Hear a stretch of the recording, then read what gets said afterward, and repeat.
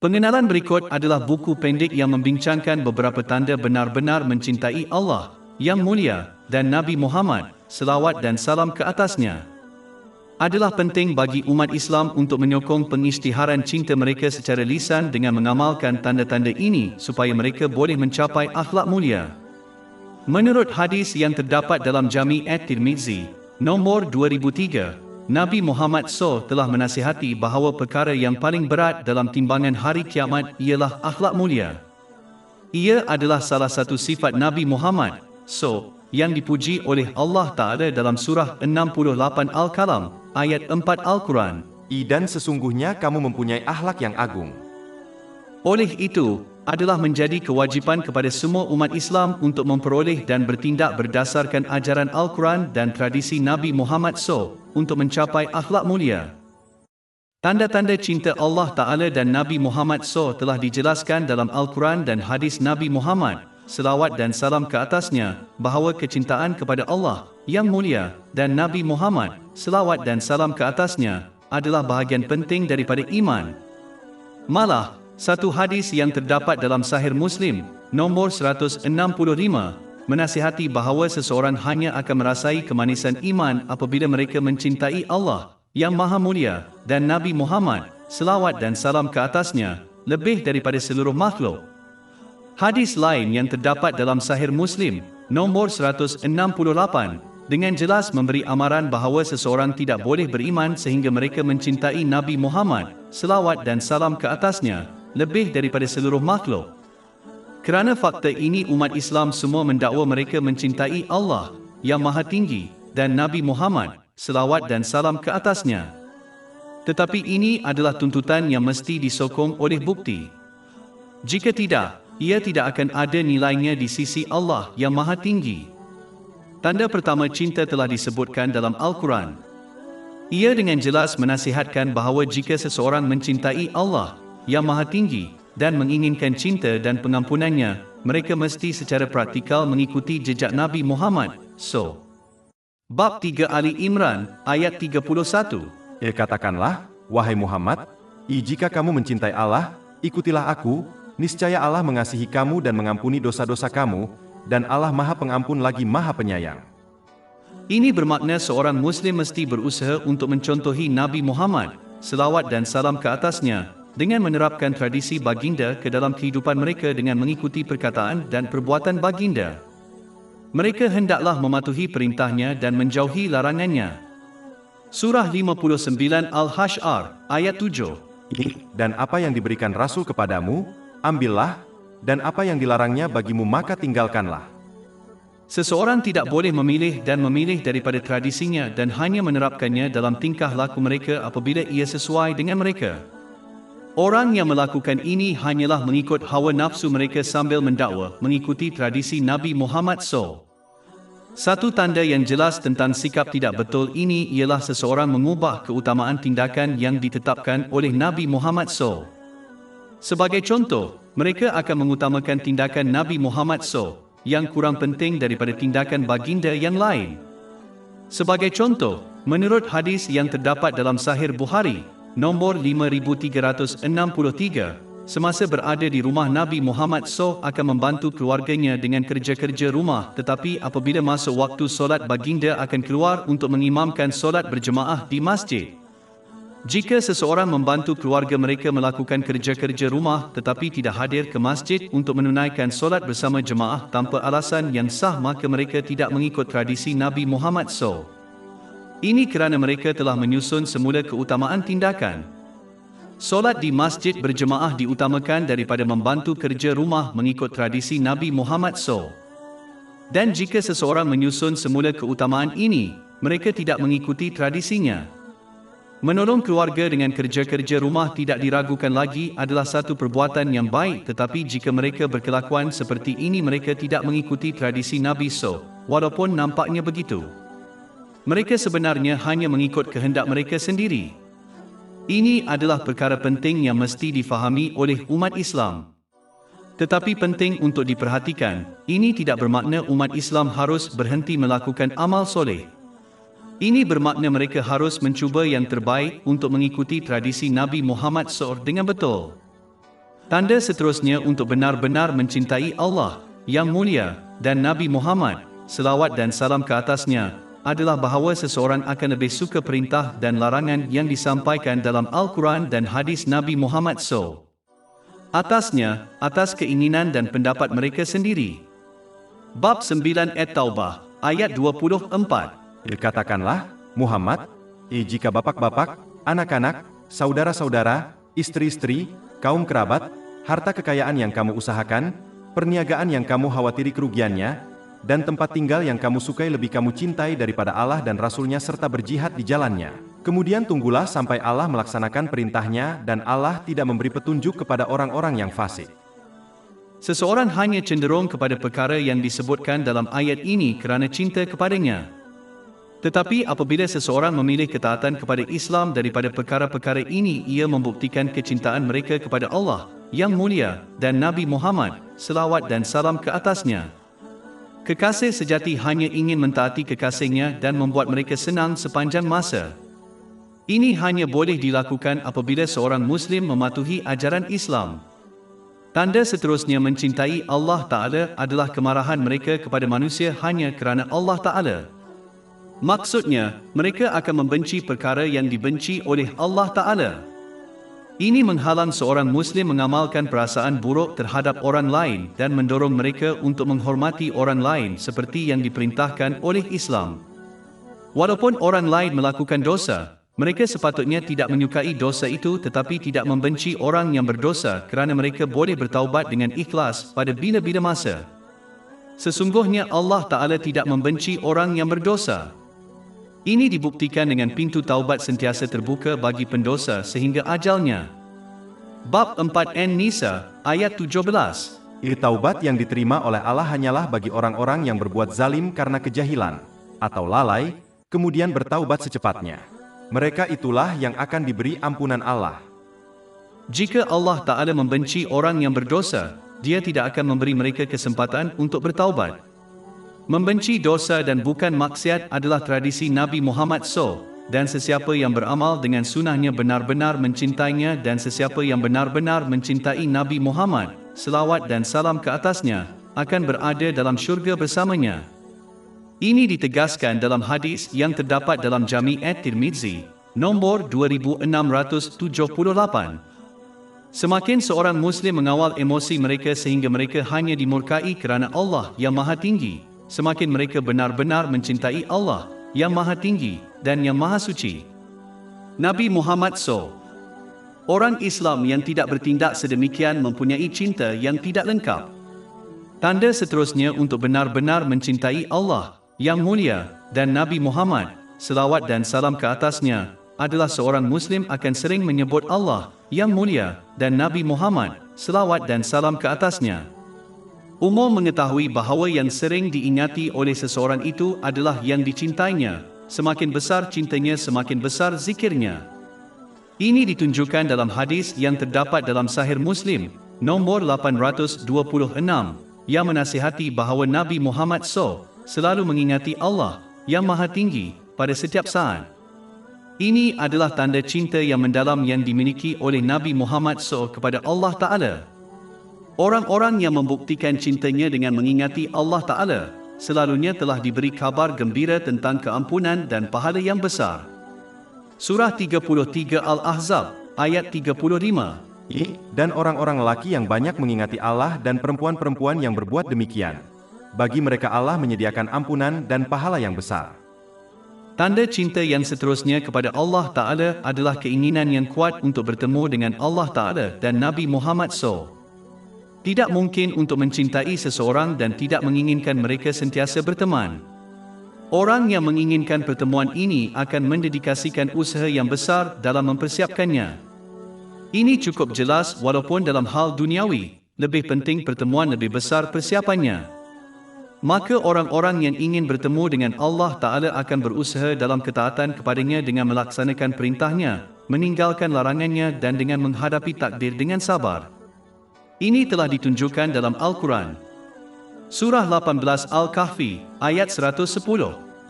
Maka sesiapa yang mengharap perjumpaan dengan Tuhannya, Hendaklah ia mengerjakan amal yang soleh dan janganlah ia mempersekutukan sesiapapun dalam beribadat kepada Tuhannya. Tanda ini dikaitkan dengan yang sebelumnya kerana Allah, yang Maha Tinggi, telah dengan jelas menyatakan dalam hadis ilahi yang terdapat dalam Sahih Bukhari, nombor 7405, bahawa dia bersama sesiapa yang mengingatinya. Maka jika seseorang menghendaki kebersamaan dengan Allah, yang Maha Tinggi, mereka akan sentiasa mengingatinya melalui ketaatannya yang ikhlas. Mereka yang ingin bertemu dengan Nabi Muhammad, selawat dan salam ke atasnya, akan bersegera mengikuti tradisi baginda. Terutamanya yang menunjukkan bahawa mengamalkannya akan menyebabkan seseorang itu bersamanya di akhirat kelak. Sebagai contoh, hadis yang terdapat dalam Sahih Bukhari, nombor 5304, menasihati bahawa sesiapa yang menjaga anak yatim kerana Allah Ta'ala, akan bersama Nabi Muhammad, selawat dan salam ke atasnya, di akhirat. Para sahabat, semoga Allah meridai mereka, memenuhi tanda ini dengan sebaik-baiknya kerana mereka sentiasa merindukan Allah, yang mulia, dan Nabi Muhammad, Al-Quran merujuk kepada sifat para sahabat ini, semoga Allah meridai mereka, dalam surah 3 Ali Imran, ayat 159. Maka dengan rahmat Allah, wahai Muhammad, kamu berlaku lemah lembut terhadap mereka. Dan sekiranya kamu bersikap kasar dan berhati kasar, tentulah mereka menjauhkan diri dari sekelilingmu. Tanda seterusnya untuk benar-benar mencintai Allah, yang mulia, dan Nabi Muhammad, selawat dan salam ke atasnya, adalah menunjukkan penghormatan yang besar apabila menyebut Allah, yang mulia atau Nabi Muhammad, selawat dan salam ke atasnya. Apabila seseorang mengingati Allah Ta'ala, maka tidak boleh dilakukan dalam kelalaian maknanya, apabila mengingat Allah Ta'ala dengan lisan tetapi tidak dengan hati. Ini selalunya boleh berlaku semasa solat di mana seorang Muslim mungkin kelihatan menyembah Allah, yang Maha Tinggi, namun, fikiran mereka tertanya-tanya di seluruh dunia material. Apabila seseorang menunaikan solat mereka sedang bercakap rapat dengan Tuhan mereka. Jadi mereka tidak boleh lalai semasa komunikasi ilahi ini. Seseorang tidak suka apabila orang lain bertindak lalai dalam percakapannya, maka bagaimana mungkin Allah Ta'ala berkenan kepada orang yang mengingatnya seperti ini? Apabila seseorang mengingati Allah, yang Maha Tinggi, dengan cara yang betul, ia akan menguatkan hubungan rohani mereka dengannya. Ini akan mendorong mereka ke arah ketaatan yang lebih besar dalam bentuk menunaikan perintahnya, menjauhi larangannya dan dengan menghadapi takdir dengan sabar. Adalah penting untuk diperhatikan, walaupun seorang Muslim harus berusaha untuk mengingati Allah, dengan hati dan lidah mereka, mereka tidak boleh meninggalkan mengingati Allah, jika mereka berjuang untuk memasukkan hati mereka. Sebagaimana mengingati Allah Ta'ala dengan hanya lidah adalah jauh lebih baik daripada tidak berzikir sama sekali. Apabila seorang Muslim membaca Al-Quran, mereka harus sedar sepenuhnya bahawa ini adalah firman Tuhan sekalian alam dan oleh itu membacanya dengan penuh rasa kagum dan hormat. Sebahagian daripada penghormatan ini adalah untuk mencuba yang terbaik untuk menyebut setiap perkataan dengan betul. Inilah sebabnya mengapa mempelajari cara membaca dengan betul adalah sangat penting. Memandangkan perkataan yang salah dalam sesetengah kes boleh mengubah makna perkataan atau ayat, yang merupakan isu yang serius. Satu lagi bahagian penghormatan adalah berusaha untuk memahami ajaran Al-Quran dan menerapkannya dalam kehidupan seseorang. Membungkus Al-Quran dengan kain yang bagus dan meletakkannya di atas rak yang tinggi bukanlah penghormatan yang sebenar. Membaca dengan betul, memahami dan mengamalkannya adalah. Di samping itu, seseorang tidak boleh menggunakan nama Allah, yang Maha Tinggi, dengan sia-sia, seperti mengambil sumpah kosong. Umat Islam seharusnya lebih menghormati nama Allah yang diberkati. Seorang Muslim harus mengingati Nabi Muhammad, selawat dan salam ke atasnya, dengan penuh hormat terutama ketika menyampaikan salam dan selawat ke atasnya atau ketika mempelajari hadisnya. Mereka harus memahami bahawa kata-katanya diwahyukan secara ilahi kepadanya sehingga mereka tidak seharusnya memperlakukannya sebagaimana mereka memperlakukan perkataan orang lain. Bab 53 An-Najm, ayat 3-4. Dan dia tidak berkata-kata menurut kehendaknya sendiri. Ia tidak lain hanyalah wahyu yang diturunkan. Sebahagian ulama sangat menghormati hadis Nabi Muhammad sehinggakan mereka hanya meriwayatkannya selepas mereka berwuduk dan tidak akan melakukannya secara bersahaja. Sebaliknya, mereka akan duduk dengan hormat dalam perhimpunan dan menceritakannya sementara pelajar mereka berdiam diri. Tanda seterusnya untuk benar-benar mencintai Allah yang mulia dan Nabi Muhammad, selawat dan salam ke atasnya, adalah mencintai semua orang yang mencintai Allah yang mulia dan Nabi Muhammad, selawat dan salam ke atasnya, kerana demi Allah, walaupun ini bercanggah dengan pendapat pribadi seseorang tentang mereka. Cinta ini termasuk mereka yang menyatakan cinta melalui kata-kata mereka dan lebih penting lagi melalui tindakan mereka. Sebagai contoh, jelas kepada semua bahawa semua keluarga Nabi Muhammad, semoga Allah meridai mereka, semua sahabat, semoga Allah meridai mereka, dan para pendahulu yang soleh memiliki cinta sejati ini.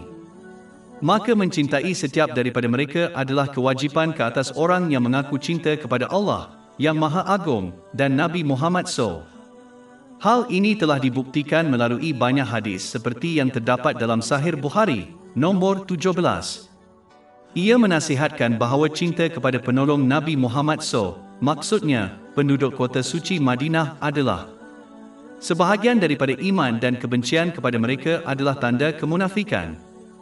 Dalam hadis lain yang terdapat dalam Jami' at-Tirmizi, nombor 3862, Nabi Muhammad SAW dengan jelas telah memperingatkan umat Islam agar tidak mencela mana-mana sahabat, semoga Allah meridai mereka, kerana mencintai mereka adalah tanda mencintai Nabi Muhammad, selawat dan salam ke atasnya, dan membenci mereka adalah tanda membenci Nabi, selawat dan salam ke atasnya, dan Allah Ta'ala.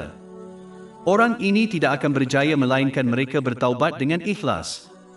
Nabi Muhammad SAW telah menyebut pernyataan yang sama mengenai rumah tangganya yang dirahmati, semoga Allah meridai mereka, dalam hadis yang terdapat dalam Sunan Ibn Majah, nombor 143. Jika seorang Muslim secara tidak wajar mengkritik mana-mana Muslim yang menunjukkan kecintaan mereka kepada Allah Ta'ala, itu membuktikan kekurangan cinta mereka kepada Allah Ta'ala. Jika seorang Muslim melakukan dosa, Muslim yang lain harus membenci dosa tersebut tetapi mereka harus, demi Allah Ta'ala, tetap mencintai Muslim yang berdosa kerana cinta mereka kepada Allah Ta'ala dan Nabi Muhammad SAW.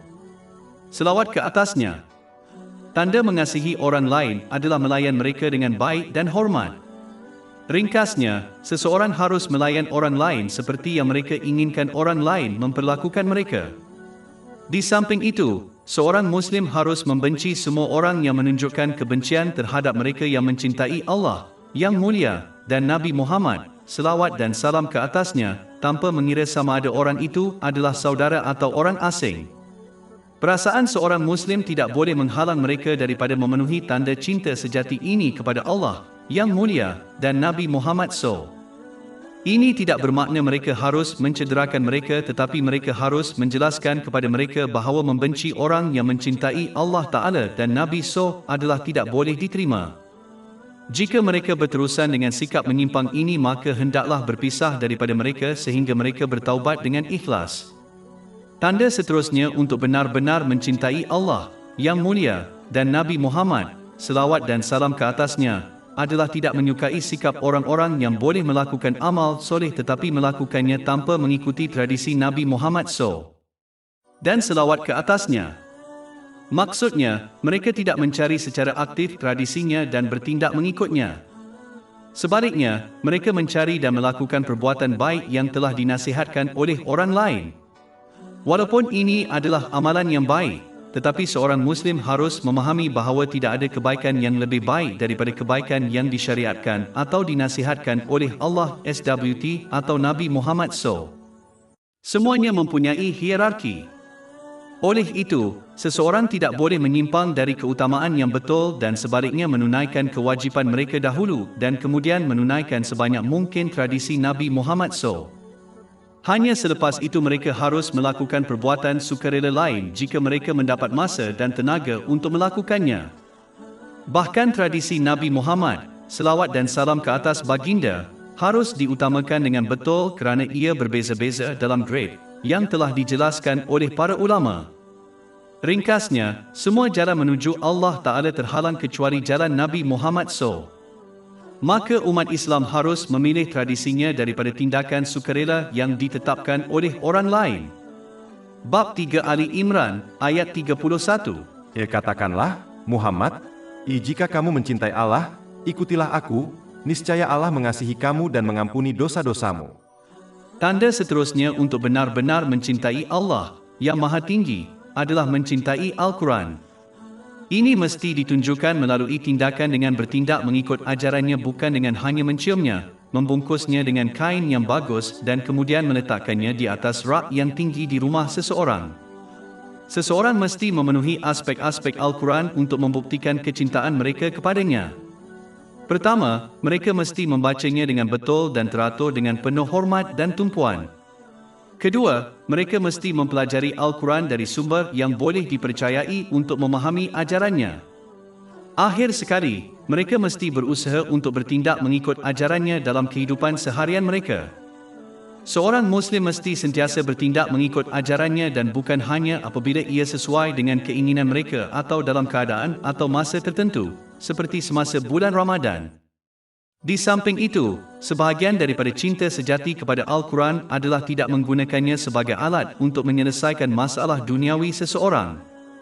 Malangnya, ada yang mengamalkan sikap ini dan hanya mengeluarkan Al-Quran untuk membacanya apabila mereka menghadapi masalah duniawi. Dan apabila masalah mereka selesai, mereka menyimpannya untuk tidak dilihat lagi sehingga masalah duniawi mereka yang seterusnya. Mereka menganggapnya seperti alat yang hanya dikeluarkan dari kotak alat untuk membetulkan sesuatu. Walaupun Al-Quran adalah ubat untuk masalah duniawi, tetapi ini bukan fungsi utamanya. Tujuan utamanya ialah hidayah yang benar agar selamat sampai ke akhirat. Adalah bodoh untuk mengabaikan fungsi utamanya dan hanya menggunakannya untuk sesuatu yang lain. Ini adalah seperti orang yang membeli kereta mahal yang tidak mempunyai enjin di dalamnya hanya untuk menonton televisyen yang telah dipasang di dalamnya. Takkan orang ini dilabel bodoh? Jika seorang Muslim memperlakukan Al-Quran dengan betul, mereka akan mendapati ia bukan sahaja membimbing mereka ke syurga, tetapi ia juga menyelesaikan masalah duniawi mereka. Surah 17 Al-Isra, ayat 82. Dan kami turunkan dari Al-Quran suatu yang menjadi penawar dan rahmat bagi orang-orang yang beriman, dan Al-Quran itu tidaklah menambah kepada orang-orang yang zalim selain kerugian. Tanda seterusnya untuk benar-benar mencintai Allah yang mulia dan Nabi Muhammad, selawat dan salam ke atasnya, adalah mempunyai kecintaan yang tulus kepada makhluk kerana mereka adalah ciptaan Allah yang Maha Tinggi. Dan mempunyai cinta yang tulus khususnya kepada umat Islam kerana mereka adalah umat Nabi Muhammad, selawat dan salam ke atasnya. Sebenarnya, Rasulullah SAW telah menyatakan hal ini dalam hadis yang terdapat dalam Jami' at-Tirmizi, nombor 1926, ketika beliau menasihatkan bahawa iman adalah ikhlas kepada semua orang.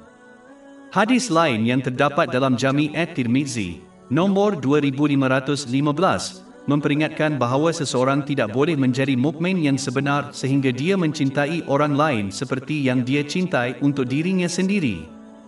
Kerana Allah Maha Penyayang kepada makhluk menurut martabatnya yang tidak terhingga, umat Islam seharusnya mencintai ciptaan dengan berbelas kasihan kepada mereka kerana Allah yang Maha Tinggi. Perlu diingatkan, kasih sayang ini harus ditunjukkan melalui perbuatan, bukan hanya melalui kata-kata. Mempunyai kasih sayang yang tulus kepada ciptaan termasuk menginginkan kebaikan untuk mereka dan melakukan apa yang boleh dilakukan untuk menjadikan keadaan lebih baik untuk mereka, seperti sokongan keuangan dan emosi. Ia adalah sebahagian daripada kasih sayang kepada manusia bahawa seseorang itu gembira apabila mereka gembira dan sedih setiap kali mereka berduka selagi sikap mereka tidak bercanggah dengan ajaran Islam. Tahap cinta yang tinggi termasuk seseorang yang melampaui batas untuk menjadikan kehidupan orang lain lebih baik semata-mata untuk keredaan Allah Ta'ala, walaupun ini meletakkan dirinya dalam kesukaran. Sebagai contoh, seseorang mungkin meletakkan sekatan ke atas tuntutan mereka sendiri untuk menderma lebih banyak kekayaan kepada yang memerlukan. Berhasrat dan berusaha untuk sentiasa menyatukan manusia dalam kebaikan adalah sebahagian daripada kasih sayang terhadap manusia, manakala memecah belahkan orang lain adalah ciri-ciri iblis. Salah satu cara untuk mencapai ini adalah dengan menutup aib orang lain dan menasihati mereka secara pribadi terhadap dosa. Barang siapa yang berbuat demikian, maka dosa-dosanya akan tertutup oleh Allah SWT. Ini ditegaskan dalam sebuah hadis yang terdapat dalam Jami' at-Tirmizi, Nombor 1426. Seboleh-bolehnya hendaklah menasihati dan mengajar aspek agama dan aspek penting dunia kepada orang lain agar kehidupan duniawi dan agama mereka bertambah baik. Bukti cinta seseorang kepada orang lain ialah mereka menyokong mereka semasa ketiadaan mereka, misalnya daripada mengumpat orang lain. Berpaling daripada orang lain dan hanya mementingkan diri sendiri bukanlah sikap seorang Muslim. Ringkasnya, seseorang mesti melayan orang lain seperti yang mereka inginkan orang lain memperlakukan mereka. Tanda seterusnya untuk benar-benar mencintai Allah yang mulia dan Nabi Muhammad, selawat dan salam ke atasnya, adalah mencintai akhirat dan berpaling dari dunia material. Ini kerana dunia material mendorong seseorang untuk berpaling daripada mengingati Allah yang Maha Tinggi dan Nabi Muhammad SAW.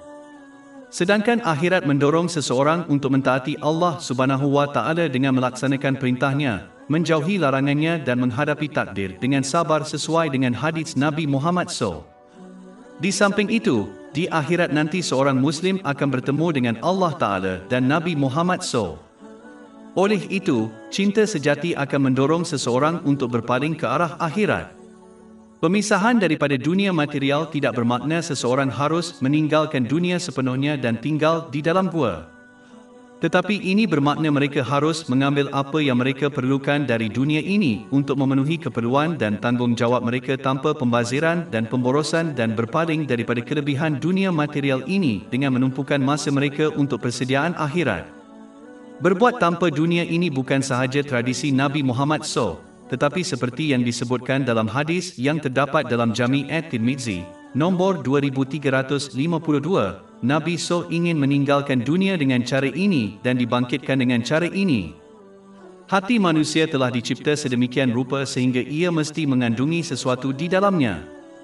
Maka jika seseorang itu mengisinya dengan dunia material, maka tidak akan ada ruang di dalamnya untuk cinta akhirat. Jika seseorang berpaling dari kelebihan dunia material ini, hati mereka akan menjadi penuh dengan akhirat. Ini akan mendorong mereka untuk mempersiapkannya melalui ketaatan yang ikhlas kepada Allah Ta'ala. Ini akan memunculkan cinta sejati kepada Allah, junjungan dan Nabi Muhammad, selawat dan salam ke atasnya. Adalah menjadi kewajipan ke atas semua umat Islam yang mengaku cinta kepada Allah yang mulia dan Nabi Muhammad SAW untuk mengamalkan tanda-tanda yang telah dibincangkan dalam buku pendek ini. Ini akan memastikan mereka membuktikan cinta mereka melalui tindakan bukan hanya kata-kata, dan barulah ia akan memberi manfaat kepada mereka di kedua-dua dunia.